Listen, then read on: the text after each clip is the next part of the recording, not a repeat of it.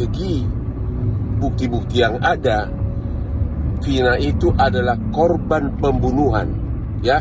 Pengacara kondang Hotman Paris Hutapea mendapatkan kritik keras dari publik seusai dianggap membela Ibtu Rudiana. Hal ini seusai Hotman Paris muncul bersama dengan Ibtu Rudiana dalam konferensi pers terbaru pada Selasa 30 Juli 2024. Kritik dari publik ini muncul dan memenuhi akun Instagram sang pengacara @hotmanparisofficial.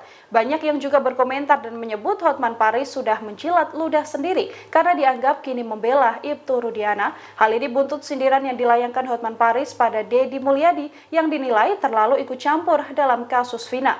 Menanggapi hal itu, Hotman Paris Hutapea pun secara tegas menyampaikan klarifikasi.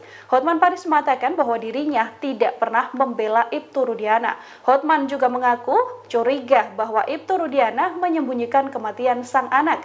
Hotman mengakui dirinya justru meminta Ibtu Rudiana melakukan sumpah pocong. Hotman Paris juga menyoroti bahwa memang ada dugaan rekayasa dalam kasus Vina yang diselidiki pada 2016 silam. Sampai saat ini Hotman Paris juga menegaskan dirinya tak pernah menyebut siapa pelaku dalam rekayasa kasus Vina tersebut.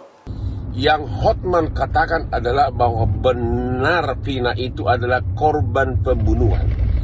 Bahwa benar Vina itu adalah korban pembunuhan. Tapi bagaimana proses penyidikannya dan apakah penyidikannya tahun 2016 dilakukan secara benar, saya tidak pernah memberikan penilaian secara spesifik karena terlalu banyak misteri. Jadi kau semua jangan main tuduh. Saya tidak pernah mengatakan bahwa si ini bersalah. Saya tidak pernah mengatakan si ini bersalah. Karena memang berita acaranya dari dulu saya bilang penuh dengan misteri. Yang saya sebutkan adalah bahwa memang benar dari segi bukti-bukti yang ada, Vina itu adalah korban pembunuhan, ya. Download Tribun X sekarang, menghadirkan lokal menjadi Indonesia.